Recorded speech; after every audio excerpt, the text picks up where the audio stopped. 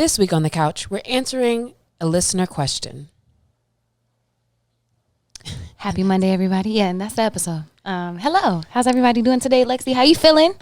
I'm feeling pretty good. I am ready for the weekend when we're recording this. It's been feeling like Friday for the last 2 weeks for me, so it's been kind of in chill mode, but it's all good. How are you doing? I'm doing pretty good. This week did not feel like a Friday.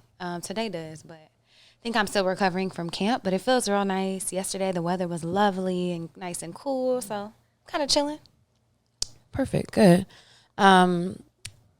Today's episode is coming from a listener. Actually, I don't think we have who it came from exactly. But at one point, we're asking for folks to let us know topics they're interested in hearing about. And so today, the question that we got, Carlie, if you want to say what it is. And the question was, what motivates you to get past what feels impossible? So what motivates you to get past what seems impossible? And if I remember correctly, I believe they were kind of had the caveat of, if you're trying to achieve something or build something, like build a business or things like that. And it just seems like you have so many obstacles and things in front of you. So we're going to have a conversation about what it takes for us to get past the impossible and to stay motivated. Yeah, and this is an interesting question because I feel like we've all been there at some point in time, like where we thought we couldn't get through something or couldn't overcome something. But when we were trying to frame the episode, it was like, well, where do you even start, with a question? And it's kind of like, well, okay, what is impossible? Like, what is an impossible situation? Yeah, and I can definitely see that answer being different for everybody. Like, depending on who you ask, certain things may feel impossible. May feel impossible to get out of a financial situation, or may feel impossible to like get a house or start a business, whatever it may be. What seems impossible to you, Carlie? Like, what type of circumstances come to mind for you? Well, it's funny because it's like when I think about that, like from my present moment, I'm like, nothing is really impossible. But in the moment, it's like, oh, let me take it back to like times when I've actually felt like, damn, how am I even going to do this? And I'm really mad at myself actually because the first thing I thought about was a relationship. I was like, girl, roll my eyes at myself because obviously, made it through a couple of those. We out here. But that was like the first thing that I kind of thought of. And I imagine we probably all had that type of relationship situation where it's just like, dang, am I ever going to get through this? What about a relationship that feels impossible though? Like, well, it's like getting over it. It's like getting over it, or like getting over a situation, or getting through the difficulties that come like with personal growth and one. So maybe in general, that makes me feel like a broader category for that is loss, like dealing with loss and grief, which a lot of times I'll reframe when I'm feeling some kind of way about something, whether it's like a relationship or losing, maybe even like losing a client or something like that. It's like really that does come down to like dealing with grief in that situation, and dealing with loss. And so I tend to like kind of remind myself of that. So I can see how that could seem impossible. How do I like get out of a grieving for losing something or a person in your life, whether that's physically or just like, them just not being in the same relationship with you. That is pretty hard. And that's kind of one of the only things I can kind of think about, feeling like it was like so hard, but you're like really trying to do the thing, but it feels so hard. But similarly, I don't have many situations that, I would think of as impossible, like that I want to actually do. So, yeah, I didn't have many that I felt would be impossible. And so the next thing I started thinking about was like, all right, well, like kind of how do you stay motivated, and thinking about that part, like, well, even if I can't think of exactly a situation, what does motivate me to like achieve or motivate me to get a thing done or get past an obstacle, etc. Because yes, we both have obstacles and can probably identify with that. I don't even use that language of like saying a thing is impossible necessarily. Nothing really feels like that to me, not even trying to sound like anything, but nothing really seems like, oh man, I could never do that. But I guess the things that I know I want to do, I've also been building up towards. So maybe if I asked myself in the past, if how I felt about doing this or something like that. I don't even have certain goals for them to feel impossible, if that makes sense. Like, I kind of just go with the flow out here. Yeah. And I'm glad you said you don't use the language, because I don't either. I've also been working for like the last 10 years, 13 years on this like self-love journey to not use language that I feel like makes things impossible or harder, or, demeans myself or my journey, or disempowers me. And so thinking about that. But whenever you started talking about the motivation question, I started thinking about a bunch of situations that, like, at the time, like, damn, like, I'm working as hard as I can. Like, I'm really trying to overcome. And then I was like, oh, I have a ton of situations like that. Like, one of the biggest ones was I had ACL replacement surgery about 10, 12 years ago. And that recovery, I wouldn't wish that on my worst enemy. It was so hard. And, like, even as someone who stays fit and is very active and all that, like, it was one of the hardest things I've ever done. Getting like walking again, or like, what was it? Getting my knee back to working correctly. So even being able to bend, I had an old school doctor, so he didn't even give me a little machine that bends it for you. So by the time I went to physical therapy, my knee didn't bend past like here. Right. It was like 2 degrees of bending. And so you have to break through all that scar tissue in physical therapy, and I'll be getting in there crying, getting worked. Aww. Like, it was hard. I would have to take pain pills, and I hated them. Aww. But that was like my lowest moment that I can think of, like, mentally for me. I was so depressed because, one, you can't move. So then that sucks. And then my grandpa had passed, like, not too far in front of that. So I was just this ball of grief with a knee that didn't bend. And I was like, that felt very impossible at the time.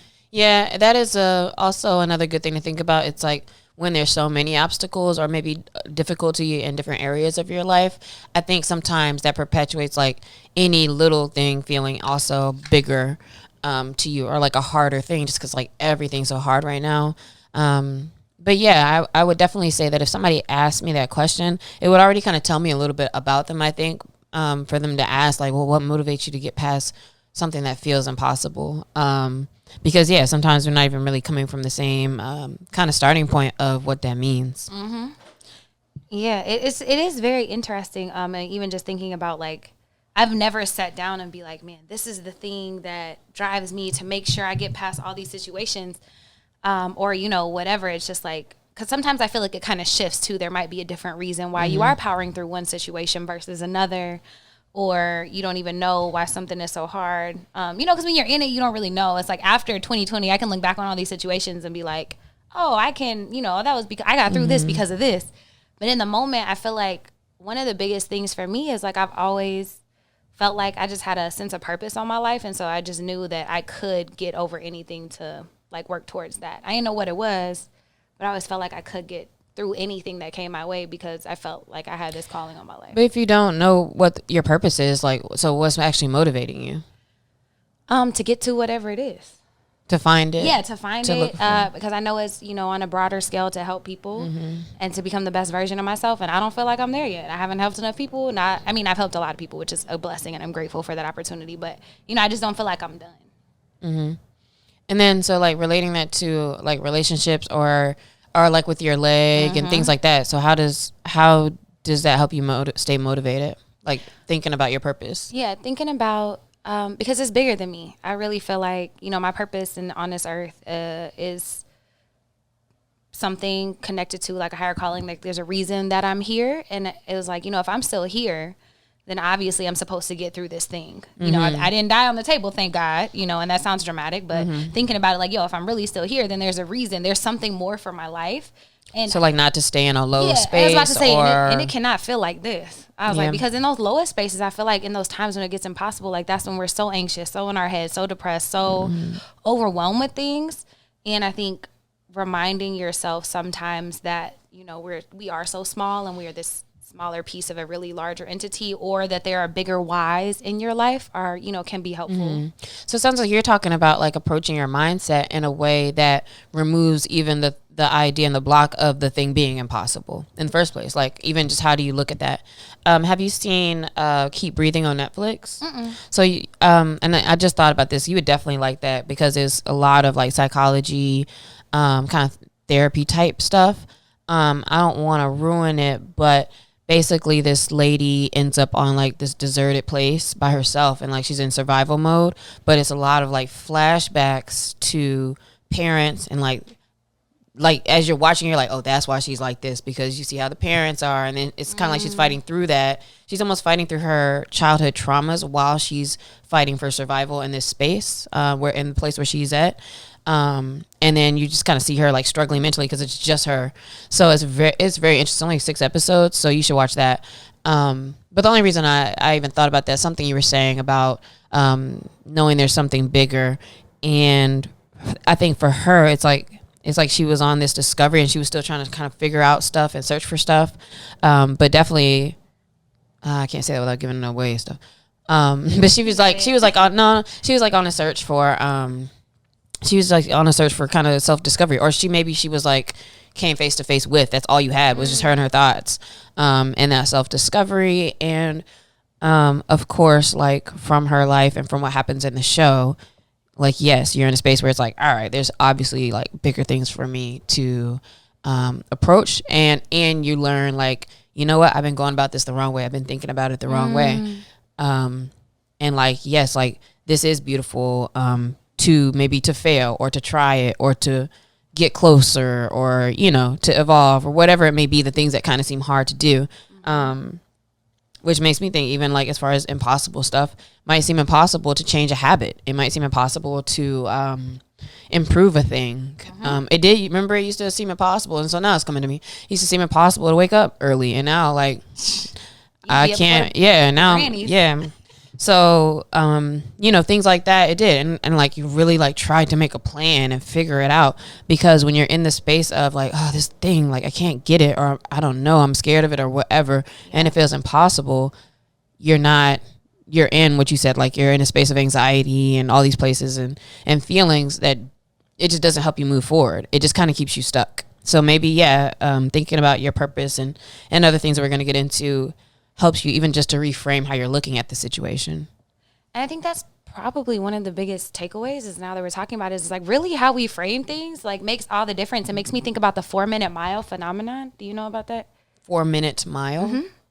So back in the day, scientists or whatever, they used to say it was impossible to run a sub 5-minute mile, like impossible. Like people couldn't do it. And then they saw somebody do it and they were like, oh shit. And then everybody started breaking it. And then everybody started breaking it. So now you have all these world-class athletes, you know, running sub 5-minute miles, and it's like, you don't know it's possible until you see it. But if you're always blocking it, say it's impossible, you can't ever do that. Oh yeah, that's a good example for this. That does make perfect sense. That it's almost like if we're accepting, everybody is accepting as a norm, like this can't be this, then no, it can't be that. Women can't wear pants. Women can't be a boss, and you know, whatever. It's like whatever you're accepting as those norms in your life. Or like, I can't ever be wealthy, or I could never get that girl or that job. Where it's like, all right, you keep telling yourself you can't, you gonna make that a self-fulfilling prophecy. And that's not to discredit that some things just suck and are really hard, or, you know, strenuous to get through or difficult, because, you know, I think we've all had those times. But the framing is very integral to actually making a change or achieving a thing. I'm realizing I need to scoot over. Oh, we're trying to start this new doing like vertical video for like our clips and everything, because of the way like formatting is set up on Instagram and YouTube Shorts and all that stuff. And I'm like, oh, I just told myself like I'm not supposed to go past this line on the sofa, and meanwhile I'm probably halfway over there. Last time it's in the vertical, it was like half a Lexi face and like me and 2 feet out to the left of me. Right. I think you was trying to diddy crop me. Maybe I did. Right. I would have been better though and just cut you all the way out. All the way. So you might as well just get all the way out. But what are some other things, Carlie, that provide like motivation for you, or like, let's keep talking about like the motivation part. Because sure, purpose for me, purpose is not a motivating thing for me, really. But like, what else? Man, I have a whole list. I think about every time I ever set a goal and like change something or wanted to achieve a thing, and I just like one of the big ones I think about was I wanted to place like top 3 in state when I was running hurdles in high school. I really wanted to be top 3 in the state. At the time, it seemed impossible because I wasn't ranked, like any of that stuff. And I just remember working so hard because I wanted to prove to myself that I could do it. And so if I look at a lot of the times in my life, there's like been certain things I wanted to achieve or just to prove to myself. And so that's been a lot of motivation.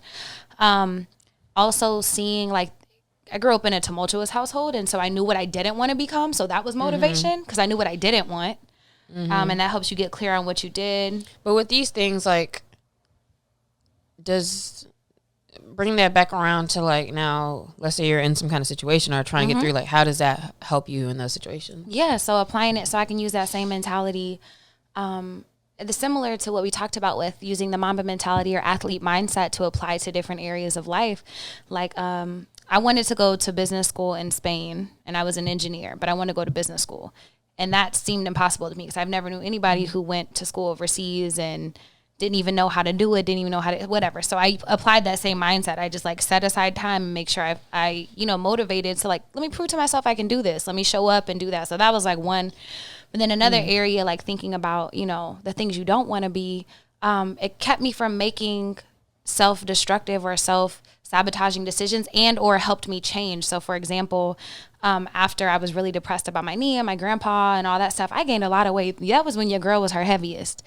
And I knew that I didn't want to live a life of like immobility and not movement and not feeling good. And so I used that as motivation to get back to feeling good. Because at the time I didn't feel good. So I couldn't use feeling good as a motivation because it didn't fucking feel good. But I had to use like, bro, do you want to live the rest of your life like this or not? I was like, nah.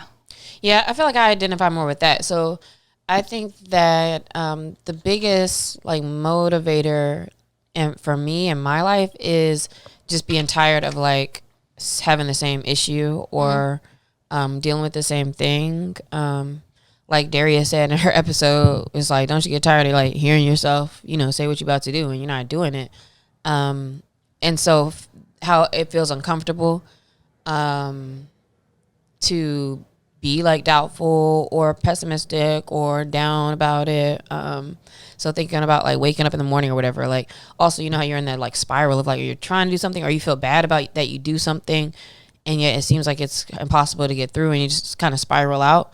I feel like taking time to think about like how that feels and like, I don't want to feel that anymore. Or I don't want to be dealing with this is kind of the easiest, or the most effective way for me to like, then I finally just do something. And even the way I operate with like cleaning my room, for example, I actually was thinking about this morning is that, for the most part, you'll like tidy up and whatever, but then every once in a while, and it'll be like random. Like today, I don't know why. Like I should have been working, but you just like look at something and it's like today's just the day. Like I'm overseeing this thing, or it's like, all right, I gotta like do the for real scrub like on this. And sometimes it just like pops up like that where it's like, all right, like let me just go in, and then it's why didn't I do that the whole time, or like paying for parking stuff that's been for like 20 years and it's like, oh, I just literally had to go to the place and like pay them some money. Like, so, why are we making that so difficult? I think sometimes it's just like you're tired of it. I'm like, all right, I'm tired of dealing with this. And you finally do it. Yeah. And that even makes me think about sometimes like even simple tasks can seem impossible, like sending that email or sending that invoice, which that's usually easier for me than emails. But right. But that one thing that you're supposed to get done, it's like, oh man, let me schedule this appointment or do this thing, like, and it starts to build up, which as I'm learning more and more about like ADHD and different other things, it's like, oh, okay, that kind of makes sense why some like small stuff can seem impossible. But yeah, sometimes it just clicks. And really part of that too is like it might seem impossible because, again, we've talked about this a million times, but going back to just a fear of not doing it right or, whatever else. Like you want to be in a space of, or you rather be in a space of not moving as opposed to like this might be a regression or a backtrack or a failure or loss or whatever. And so maybe it's kind of like a fear that can keep you stuck in a space, and removing that again might show you like, oh yeah, this actually isn't even impossible. Let's change the language of that word still. So like, I guess we keep coming back to that, but I think that's a huge part of it. Yeah. And also I'm glad we're talking about the power of words because like motivation and inspiration, I think are really different things. And motivation, I feel like is something that has to be refilled kind of daily. Like as to where inspiration is just like a constant, like things that inspire you. So for example, like I would say total opposite. Really? Give your examples though, so I can, because maybe then you're gonna go into something else. You said inspiration is more like consistent. Yeah, I would say like that's for me. That's like the Olympic torch. You know, it just keeps burning, which is like a corny ass thing. But yeah, it just like stays burning. Whereas like motivation is kind of something that has to be refilled daily. It's like people who action fake, who like, oh, I'm gonna hype myself up watching Tony Robbins videos, but they're not gonna actually make a change. It's like, so motivate, but then actually don't really do anything about it. Whereas if you're really connecting maybe that motivation with your inspiration, like your why, like your bigger points to do things. And that can even be, you know, just because I want to live a good life. Like, I want to live a comfortable life. I want to be able to travel. So I have to get these things done. Like, connecting to your why, I feel like, is a bigger thing than, like, just rolling on motivation. Because that's not always going to be filled. Like, you're not always going to want to go to the gym. But if it's, like, connected to a deeper meaning, then that might keep you on track.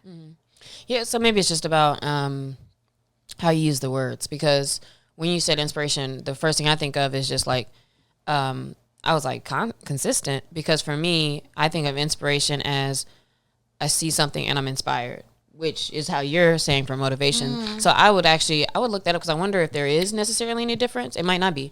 And even just now, like when you're explaining, I'm like, okay, so that's the inspiration is, to me, I would say motivation in that case. I was thinking like motivational speaker. Like, I think that's why I always maybe tied those together. Sure. But even like, so that too, though. So I also agree that motivation is a thing that just happens. But like, I think inspiration is too, I guess. Like, neither one of those to me, I don't view it. I don't use that word. I don't think as like, I'm inspired for a long time. To me, it's like, I'm inspired, like a light bulb moment kind of thing. So that's why maybe it's like the same thing to me, and both short. I feel like it's always fleeting, because you're never, like, even with inspiration, like, you're never always feeling like inspired, or you're never always feeling like doing a thing, which is why I think in general, like, motivation, or like seeking motivation and like reading something, listening to something, all of that, it's cool, you know, to a degree, until that need to motivate yourself is taking the place of action. And so for me, if people were to ask me, well, I have been asked, so when I'm asked, like, you know, how do you stay motivated through something that seems impossible, or through a situation, it's first, the discomfort thing, like, okay, I don't want this. And then B, it's the starting to see the results, or starting to do something, and it's the action. I think action is what keeps me the most motivated, my own actions and my own seeing progress. Like, when I was in the gym, like, every other day, and I hated it. And then it's like, oh shoot, like, I actually, you know, things are changing. Or even after gaining weight and then going back to the gym and seeing like, oh, it's snapping back. Like, that makes you want to keep going. And that makes you feel good when you see those changes. Or if I'm like starting to be able to wake up a little earlier, or whatever it may be, right? So, or if you're, you know, trying to start a business or try to do a thing, and, you know, just getting started, and like, let me make the labels, let me start working on the site. When you start to see it come together, I think that's the most motivating thing for me through what seems impossible, is just once you get started, you start to see a difference. And I thank you for sharing. And I think that's a really good point. Like, those are all great motivators to keep you on track. But then it also left to the question, so like, what happens whenever you don't see progress, but you are working towards something? Like, what keeps you working towards it? Because that happens too. It's like, bro, I've been in the gym for 6 months, and I'm doing all the right things, but some of the things ain't thinking. Trying to think of an example. Maybe like with like work stuff, like because then also, yeah, it's like sometimes things are like up and down, or it's not what's the word I'm looking for, like linear, like, oh, it's just going up and up and up. But I don't know how to answer that, because you might see progress but then mess up. Maybe it's still going back to like a mindset thing of I kind of see those things framed as still a step forward, or still like something I kind of gained or figured out. Maybe not in that moment. But I don't know. I consistently now like can kind of feel whatever, like, oh dang, or something happened, or that's not good.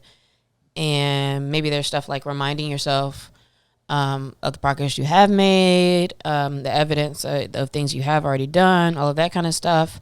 Having seen, you know, some movement, like, it's still some movement, typically, unless it's just like it's not working at all, then I don't know. If it's not working at all for me, I'm a switch it up type person. So I'm like, well, it ain't that. So I'm gonna do something else. To be honest, like, and I only do things. Not I only, but I enjoy doing the things that I enjoy. So like, if I was trying to lose weight and I was working out and I wasn't losing anything, then I would do something different. I would go try swimming or try something else, or you know what I mean. Like I just don't. Because the real goal isn't that thing, the way I tried to do it. The real goal typically has a bunch of different ways to get to it. And so what motivates me is like, I'm just going to keep trying different things. I think that's such a good point. Like being able to pivot. Like if something seems real impossible and it is not working the way you're going, maybe that's not the right way. And that's okay.